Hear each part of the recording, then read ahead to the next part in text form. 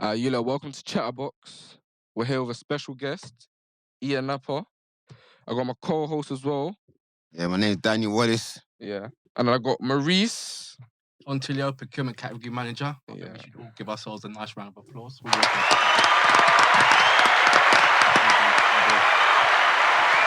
all right. Today, we're talking about mental health and well-being and how people have been affected by lockdown and how it's put stress on their mind and stuff and how they've been able to cope with being locked in the house during lockdown.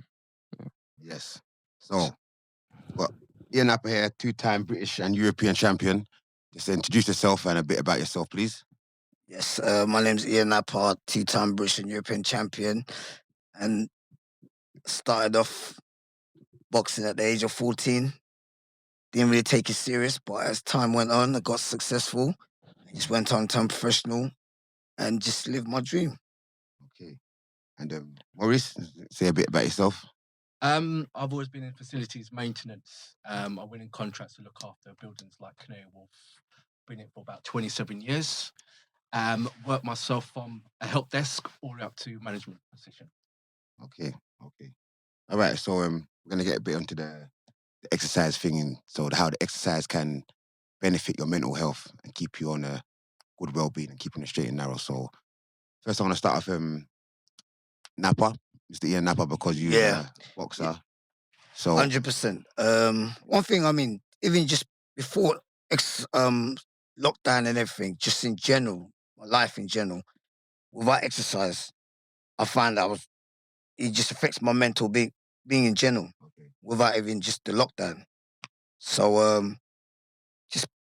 just not exercising just does affect my mental state. yeah. So like with the lockdown, it actually did suppress my mind and my where I felt.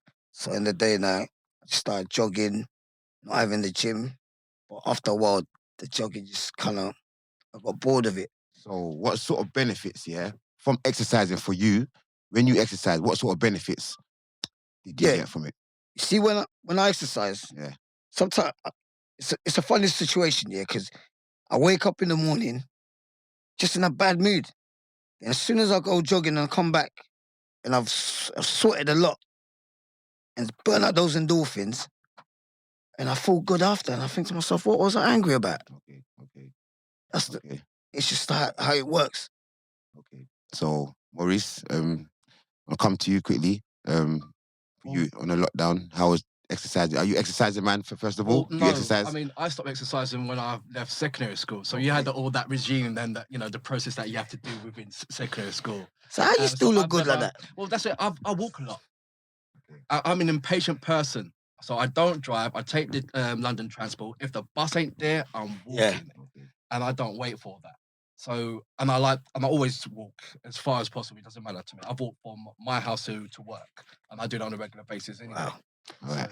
So do you get any benefits from your little working and you're walking to work and wherever you're going if you're not getting on the bus? It's all about the mindset, is what you're thinking about when you're walking. Have you got your music on, or are you thinking about the plan ahead, how you're planning your day? It's more about organising and preparation of your day when you're walking. You've got time to, same thing like when you're in the bath, you got that time to think. But at the same time, when you're walking, and I suppose the same thing when you're exercising as well. It's either you got your music on, definitely, or you're just organising your mindset or your day when you're doing your exercising. Yeah, you go into a different world altogether, and you find yourself like just in that mode, and you just like then as time goes, you don't even realize how far you've actually travelled. Yeah, I understand. I could totally relate to that. Okay, so is there anything you want to say? Like, so sounds like to me, Maurice, you didn't really exercise. So the lockdown for you, the exercise wasn't really a problem because you still walk about and get about. But what about everything being shut down and not being able to go to certain places and do what you usually do? Must have an effect on your mental in a way. I think the first thing that had a mental impact is the wrong information that's put out there. Okay. And the stress on that. Can you do this? Can you not do that? Okay. What happens if I do this? I heard about. Then you got the Chinese whispers and somebody said that. Oh, is that really true? And all that stuff. And it just isolates yourself. And you know what? The best thing I should do is to stay put in my house. Don't go nowhere. Maybe just go to shop to get food. Or if not Amazon or whatever, and stay there and be isolated. And that's the most dangerous thing to do if you're limited with the information. There's loads of information coming out, but it's what right information is coming in for you to access to do this or access to do that or this. Yes. All right, we're gonna see if Erwan's got any questions to fire at you lot. Yeah, I got a question for Ian. How have you been coping, like mentally? Mentally, it's been a struggle. It's been an up and down situation. You know what I mean? Because 1 minute I'm training, next minute I'm out there drinking like an idiot. You know what I'm saying? So like it's been an up and down situation. It's been more of a roller coaster. But hopefully I try and maintain it. You know what I mean? Depending on how long this lockdown thing is gonna keep going on. Because 1 minute I'm in a good position, next minute I'm just like tumbling down the hill again. So it's a roller coaster, like I said. It's up and down situation. Yeah, let's talk about the alcohol and that. Like, how do you think alcohol and drugs have affected you in a way? Yeah, one, I don't take drugs, but I do drink alcohol. But the alcohol's affected me a lot because like that's the main thing. That's my sort of like my way of going through the day, not having nothing to do. So in a sense that the fact that there's no gyms open, after a while, not because at the start I was jogging a lot. After a while, like I feel my joints were really starting to get hurt, so I stopped that. Then I started drinking, not having nothing to do. But once again, the drinking suppresses my mind, make me feel like, oh, I'm feeling good. But the next day, it's just we're still back in the same situation. So the reason, is there any, just to go a bit further in there, is there any, what's the reason for your drinking? Is there something that you're running from, you're hiding from, or there's something you need to speak about? Is there like, is there something mentally, not like, is there something going on inside that you need to talk to someone about and you haven't spoke to anyone about, or you feel say? The funny thing about it, the drinking used to be fun at one stage for me. Yeah. Then after that, it become a habit. Okay. Become a habit because obviously alcohol is a depressant. Mm-hmm. So it starts off feeling good, then as time goes on, it becomes a habit and you become addicted to it. And the worst thing about being addicted to alcohol, it's just like taking drugs, where you start relying on it. You're gonna need it. Then after a while, it's like I could snap out of it, but it seems like if once I touch it, I fall back in. I go 10 steps backwards. All right. So there's a analogy. There's something on us about. So there's something called the inner voice. I don't know if everyone has heard about inner voice. Everyone's got an inner voice. This is what society don't like to talk about. Now, as we grow up in society, we don't get taught these things in schools about our emotions and the inner voice. And when you start experiencing things, how you're supposed to deal with it. So, do you have inner voices? And they say you got a bad one and you got a good one. And they say which one wins at the end of the day, and which one wins at the end of the day is the one you feed in it. Yeah. So for you, is there inner voice was talking to you, and what is it saying to you? That, and also, what does the alcohol do? Does it suppress it? Does it louden it? Does it make you forget certain things so you don't have to talk about it? Or so I want to try and get. Yeah, what the alcohol does to me, well, basically, I've always had a drink when I was like boxing. Once my boxing career finished, because you see boxing, what boxing does, it gives you that adrenaline. There's nothing until you've actually done boxing to understand it at that level. You know what I mean? That adrenaline. For example, you getting ready for a fight. You're behind the curtain before you walk out the ring, and you can see the guy in 10, 9, 8, 5. You mean he's counting down before he opens the curtain, and your music comes out, and the crowd's buzzing. It's hard to relive that life. Okay. So that's the adrenaline. That's kind of it does. Any sports person misses that adrenaline, but unfortunately, you can't do sports forever. You go channel your mind to other things, but it's not the easiest of things to do. Okay. Got any questions? Any more questions for Mr. Napa before we move on to Maurice? So you're almost describing your boxing as it feels like your thrill almost. So being much more older now and stopping it, how have you been able to keep that thrill going for yourself? That thrills is second to none because it's an adrenaline that you just cannot understand. As a lot of other fighters actually speak to me in general about the same situation, because in the day now it's an adrenaline. It's kind of like a drug in a sense, because there's nothing like going in the ring and everyone, the noise buzzing. Even though you're going there, you get hurt now and then, you know what I mean? But it's part of the fun. Unfortunately, that's just how it is. It's part of it. Get black. I mean, most of the guys that I fought are my friends. Those are the guys I actually do actually speak to, and they're going through similar situations, and such is life. But that's the sporting world of the boxing side of it. Okay. So let's talk about. I'll give you an example. Yeah, you see, like, that's the reason why you find certain boxers come back into boxing when they're too old, and they carry on because that adrenaline is what they can't get out of themselves, and that's why some of them end up getting hurt. All right. Any more questions for Mr. Lapper for now? No, I ain't got none. Right, so move on to Maurice. So you've been there sitting patiently, just waiting there. Enjoying the content. So for you, how has the lockdown affected you and your family? Once again, once you get the idea of, okay, this is what the lockdown means, number one, then is now you need to organise yourself around it and play into the new game. Okay. And there's a lot of restrictions, number one. So it steps you out your comfort zone. Yep. And so it's like, okay, what is my resources? What can I do and what can I not do? So I stopped seeing my son for quite a while because he lives in Ware and I live in Greenwich. Okay. So I didn't know that, first of all, there was little things saying, you can't travel that far. You're going to get stopped if you do travel that far. Yep. So I was thinking, okay, my son can't travel over to me because we're going to get in trouble. I can't go down to my mum's to get certain seasonings and all that kind of stuff. Those little things. And then I was like, no, I'm going to try. I'm going to sneak onto the train and see how far I can get. Then I see like police on the train stations and come on a train asking if where you're going and all this kind of stuff. Okay. And I thought, okay, this is serious. Yeah. And it was funny that I was speaking to my friend who's constantly been working, and I realized that the lapse of days, lapse of hours, thinking that things that are open that are not actually open, and they're only getting checked when you're speaking to your friend who actually is working, and he's giving you the normality of life, because you're living in. He seems to think that everybody's on furlough, they're at home and all that. They're living in some la-la land. They don't even know what time it is, what day it is. They forget the days. They miss a day. They miss an hour. Yeah. All that kind of thing. That's true, though. Yeah, so it is messing up with... That's why I feel that I have to be mentally stable and be aware of what's going around, so I know what part to play within this realm. Because everything's always changing. Yes.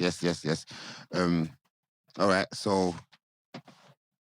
As that, it seems like your mindset, this lockdown hasn't really affected your mental, but how have you coped? So, every people out there who's not coping so well, like they might be able to take something from what you've said today. So, how have you found it to cope and keep yourself active and not be like kind of agitated, or because a lot of people out there are agitated and they can't go out, or they're not they go shopping and they just want to go back home because they've been locked up for so long, like lockdown. I think it's that isolation. Yes. And to find that, to get some kind of sense of normality, you have to speak to people, get in contact with people, your friends or whatever, on the phone or YouTube or Zoom.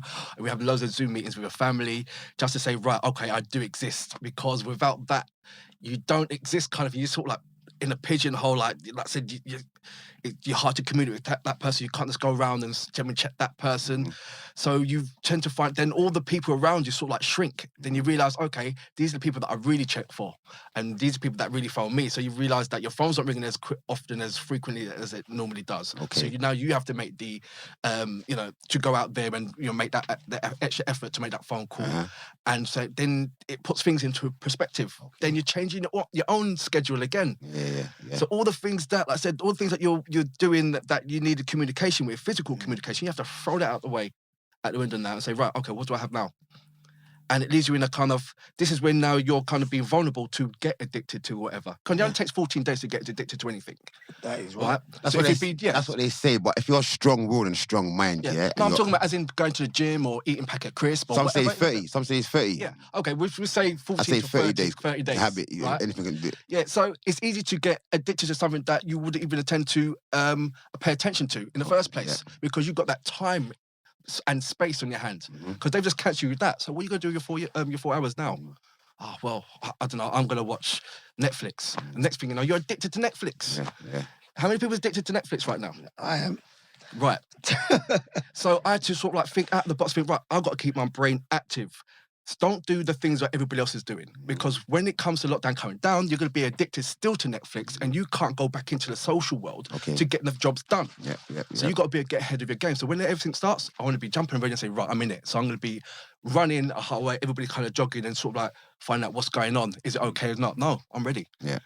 And that's what I'm being. It's like soldiering your mind. Okay. That's what it is. Because Right. I go crazy if it's not going to be done that way. All right. I like that. I like your energy, and I like the way you've talked to this lockdown and you've kept yourself busy. Yeah. Any questions, Erwan? So you're basically talking about having like self-discipline, basically, and being able to control yourself and knowing what habits you have to get rid of and stuff. How do you feel about people who like don't like you say how you have to call your friends because you can't meet them? Obviously, that means you're following COVID regulations. How do you feel about people who go out and defy these regulations and go meet their friends? You know, if everybody was the same, the world would be a boring place. So I expect everybody to say someone to say no. I'm going to go out that way. There's also, there's loads of conspiracy theories about certain things and all this kind of thing. Loads of people's not going to be taking this injection. Nobody's not going to do this. No one's doing that. It's all going to be down to your own discrepancy. At the end of the day, you are your own master, and it's just that old expression: you can only lead the horse to the fountain, but you can't force it to drink. That's right. All the information's there, but it's even though the information's there, no one's not telling you if that information is right or wrong. So now those like for instance, this serum for the COVID thing, half the country or planet saying, well, it gives you kind of some kind brain dysfunction or whatever. So they stopped it over in certain parts. Okay. The other part, EU saying, well, we're going to stop this vaccine because majority of the England owns these vaccines. Yeah. So they're putting tax on there, holding that. So Boris Johnson. So there's loads of different countries. Like, is there a deterrent from seeing the real picture? So they're throwing loads of different things in the mix. So the real picture. So first of all, we know it's all about money. Money's involved in most of these things. Like, we don't know the effects of most of these things. What's going to happen? People are guinea pigs. So, and fear is a very powerful emotion, and it runs the world. And this is how they got control of a lot of people now, through the media, and there's certain things they're doing. So as you said, for the vaccine, they what they call it? They call it there's a certain method they use. I can't remember the name of it yet, but they've been pumping out the fear, and now they've got a solution in it. So they give you the fear. PTR was it P problem solution action or something. Action, something like that. So they create a problem. Yeah. They give you a solution, and then they give you the action in it. Yeah. So they create the problem, then they pump the fear out there, make you scared. Yeah. All they need is 2/3 of the country to be on board. The other third can deal with you. But if they ain't got 2/3, they can't really get to it. So we've kind of drifted off the subject a bit. Well, no, it's not, because it leads down to your self mindset, because a lot of things like this is happening. The conspiracy happening over there. You do and you don't happening there. Where do you put yourself in there to be brain active, body active, and be on the ball of when things are going back to normality? And I'm not talking about things going back, but things moving on. I don't think things are going to be moving back. It's just things to be adjusted. Yeah, there's a lot of things that's going to be taken away, and there's a lot of things that are going to be gained from it. But where do you sit in there? Do you have to take up a new trade because the trade that you was doing for all these years is no longer existed? Where do you mindset in that? And that, how do you communicate to find the real, to find the new job or the new word of mouth? Because people have to be adaptable. So it seems like everyone has to try and adapt their skills to the situation. As you said, there's a changing plane all the time. Nothing stays the same. Life don't stay the same. We don't stay the same. We change as time goes on. So, yeah. Anything, Erwan? Add to the feature. And some people, they don't want to take the vaccine yet because they feel like, because usually a vaccine will take 2 years to be able to be tested and created and so on. So what do you think about that? Are you going to take the vaccine? Do you feel like it's still safe to do it? I had the pleasure of managing Imperial College. That is where all the scientists are, and professors and all that, for vaccines and all sorts of kind of things in there. And it takes roughly about 50 years to know that it's secure and safe. Before they see any kind of mutations or anything else. So right now, you're taking this vaccine fine, but there's a new strand right now that's out there. There's 5 different kind of strands over in China, and there's 2 that's over here, and one just hit over a new one is just hitting over in Scotland right now. So, and they're saying is that they are not 100% sure that the vaccine, what they got right now, will protect you from this new strand. So basically, it's like a trial and error. But they have to seem to do something for peace of mind. So if they don't do nothing, many people are dead. They don't do nothing, but people can do things for themselves. So exercise and the lockdown. The reason why we brought up the subject today was exercise and mental health, is because even though they got their vaccines and that, the benefits from what we get from exercise is, not only does it cause endorphins and make us feel good and that, but it also creates certain T cells in our bodies what fights against diseases in it. So, for instance, if we're smoking, we're sitting like they got us locked down, and we're smoking, we're drinking, we're eating a lot of fast food. A lot of people becoming a lot of fast food lazy. You got a lot of what they call it, man-made products. Gem.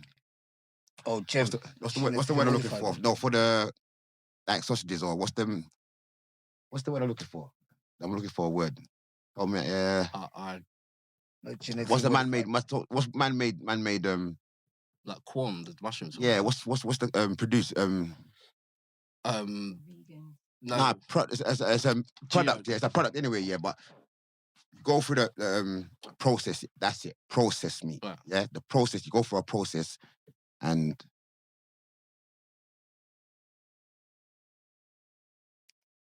go for a process. Yeah. Oh my days! Sorry, but I see the process for the certain foods. I hear what you're saying. I totally, I get you. What page you on? But like I said, it's the mental thing to links mental thing links with the food and healthy stuff. You've got to be in the right mind to eat and right mind to stay healthy. There you go. So exercising causes T cells, fights T cells. Yeah. So the food that we eat, all the food we eat, smoking, drinking, when we sit down for so long and then we do go to exercise, our body produces certain toxins in it to try and get it out. So when you've been sitting down for so long and eating so much rubbish and drinking and smoking, when you do go to do any movement or even a little running and you feel sick, it's because your body's trying to get rid of all the stuff that's inside you. The benefits of exercise on a regular basis, you get rid of the toxins, you sweat out, come through your body and you go toilet. But not only does you feel better, and then you have a better mental health. Now, when you don't exercise now, you start feeling lazy, you start feeling I can't bother to do nothing.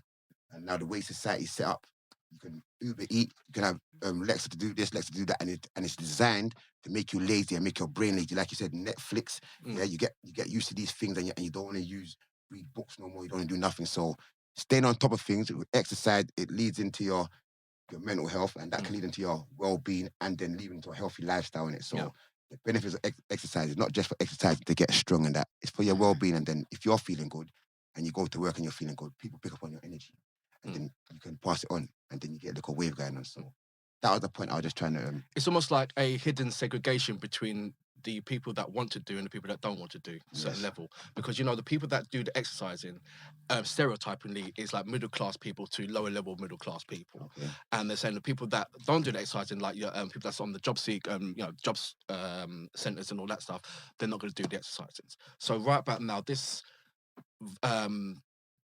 I don't know, this COVID thing right about now, what side is it killing off more of? Is it killing more of the rich and the middle class people, or is it killing off more of the unhealthy people? And what kind of level do they sit in? Is it sit in the unemployed to the poor, or the... If it was killing off the rich, they're not going to give us that information, I don't think. No.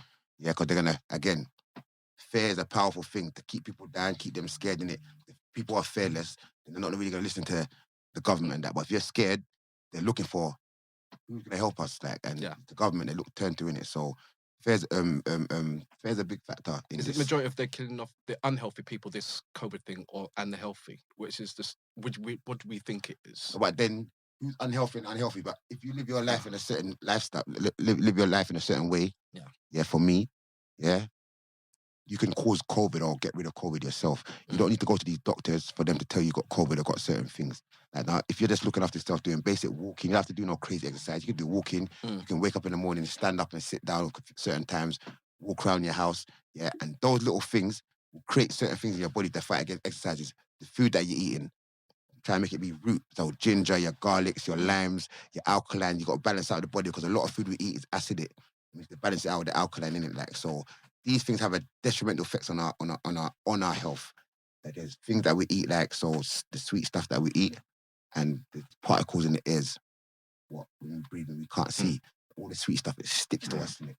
Yeah, but if you're eating alkaline and stuff like the bitters, anything what comes into you, it will slide off and just come out of you. It's how people get sick. Though. The more sweet stuff you eat, particles you breathe and you can't see, they form tumours and that. It's how people get tumours and certain things and they get sick in it because it's the food they're eating and it's sticking to your body in the inside. So if I get a bunch of sweets here and melt it on the table and anybody walks over that, it's sticky. So it's just to say like the inside of your body, eating bare sweet stuff, inside of your body like that. So anything you take in, anything, nasty food, these food with all these chemicals in it, it mashes your body up and this helps them with their so-called COVID or whatever they want to call it. But them times there, it's your lifestyle was affecting you. So for me, it's for us, everyone, to get the information out there for just to do more exercise, and it will help your mental health and help you live longer and your family and help your well-being as a whole. So I don't know what else. Well, I think on top of that is also knowing what to eat. On top of that as well, I know, like you said, there's certain things. Yeah. The horrible thing about that is the mass production of food has got hidden fats and sugars that's inside it. For instance, like the chicken that you get, they inject it with pig fat so they can hold more water. So it weighs it down. But you wouldn't know that until you look into it.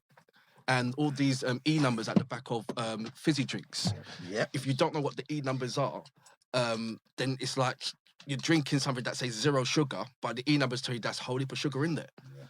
You know, so you've got to know and be educated on the right foods. And sometimes you think, okay, well, I'm just gonna have cabbage and fish and all that, but too much cabbage and too much fish. But it's down to if you got kids, So if it's down to adults for us to look after us, but if you got young children, someone's got young children, who's it down to? So I believe it's down to the parents, to inform your kids and show them the best thing or the best way to live possible in it. Like so, fresh is always best in anything fresh.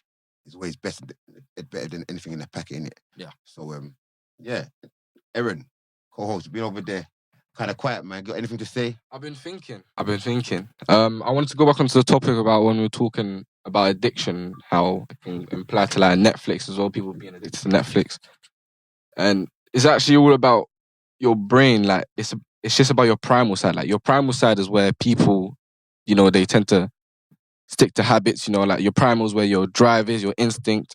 And then you have the other part, the modern brain, the one that, for problem solving and all of that stuff.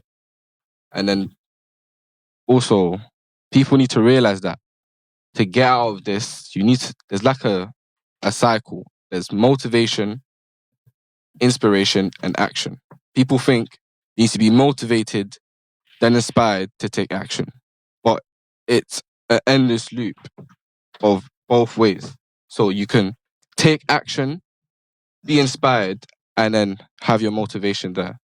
So people need to realize that when you're in this addiction and you're sitting around, you're feeling all sad and you don't want to do anything, you're just like to a point where you're just not bothered to do anything. They need to be able to take that action to then be inspired to have that motivation. Because people think, oh, I'm not feeling motivated. I mean, these times people want to read motivation books and watch motivation videos. I mean, if you're motivated to do that, then you can obviously take action and do something. I think it's also down to feeling limited. You can have 1,000 things on this table right back now, but if you have no connections to it, you see that you have nothing.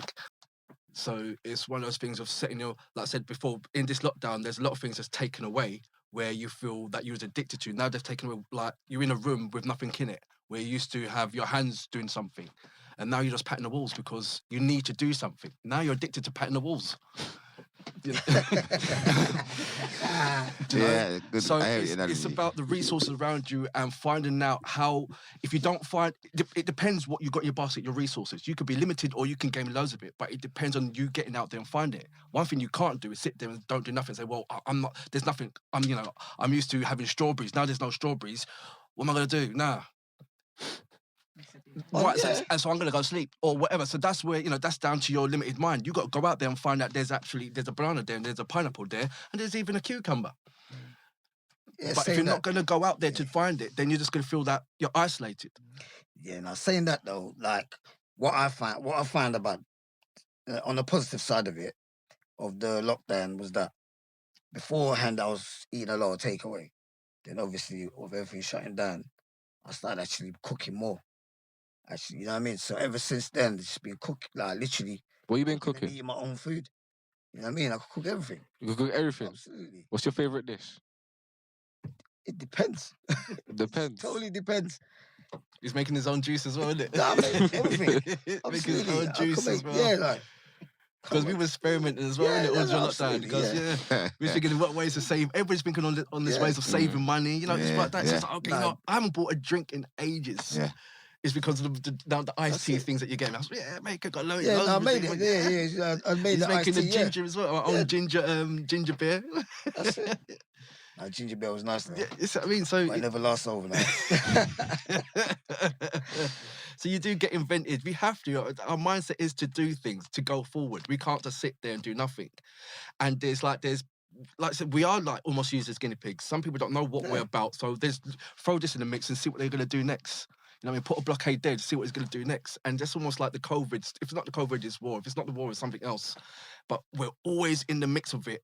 And it's always, you know, challenging us what we're going to do next. The unforeseen positive or the negative things. So it depends how you want to look at it. Do you see COVID, the lockdown COVID as a whole, yeah? How do you see it affecting the community? So do you see it as in, did it bring the community together? Like, so over the COVID, I didn't know certain people. Like, certain people in my role, I've been away.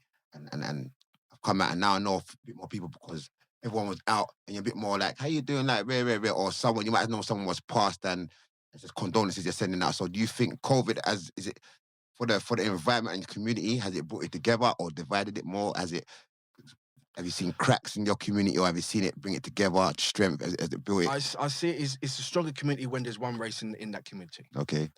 But when it's a diverse community, then you've got time to think, well, I don't know about that person, or I don't know about that person. Like everyone that kind of own, stick to your own. Okay. Yeah. I see that I've got a friend that lives way up in Cheshunt and all that area.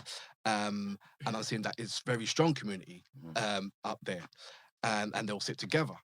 And then I'm in Greenwich and it's like multiple different set of people. Oh, yeah. Do you know what I mean? And it's all separate. Yeah. It's all separate. No, don't speak. It's like literally, you see someone that comes to lift, they will not get in that lift with you. You know what I mean? Literally, they will not get in the lift with you. Yeah, there's people that you walk there and they will stop and let you go over them before they start walking. Everybody on my road got their mask on, even just to walk on the road. Yeah. Everybody's got what's the name on there. So it's very. Has it bring your community together or divided it? I think it's divided it. Yeah. Because within their separate community, you've got talk. So you know it could be whatever race is speaking about that race speaking about that race. So it's just separated them. So what about your community? Because you live in where? Gren? You said the average Greenwich. So where's your area do you live, Mr. Napa? I live in Edmonton. So in the community that you live in, how do you see? I mean, it's diverse as well, but you have a lot of Eastern Europeans down there. Yeah. It's become like totally full of Eastern Europeans. But I find they stick together. Yeah. But they stick together amongst their own. Okay. You know what I mean? You got the black community, but you know, sometimes with our black community, we ain't as tight as we should be. Yeah. You know what I mean? You find it's more diverse where like people are more like see each other like and someone won't even say hello to you. Yeah, I hear that. And it's a thing was even the other day I was walking, just see one guy just nodded at him and just like man just looked at me like he's looking through me. But then you go again when you understand the life and pressures of life, yeah, and the mindset, yeah. So you have to understand sometimes what people are going through in their head. Because someone could be walking and looking cherry, but in their head they got so much things going on, and this is the mental health we're talking about. Because a lot of people snapping it. A lot of people snap and they don't know what to do. You hear it all the time. And in life, you got to have a balance in it. Now, I can't exist without the other in it.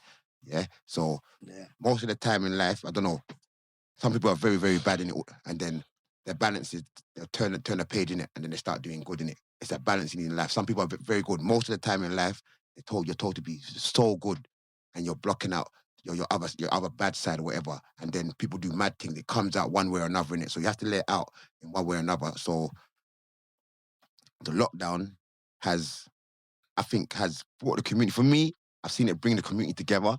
yeah, and you've seen strength and you've seen weaknesses, yeah. But then, as you said, you got races. Some people races are sticking together, and some people are not. But I don't know, man. I think if your mind's strong and you're on your mission, you feel like you can bring everyone together and make it happen.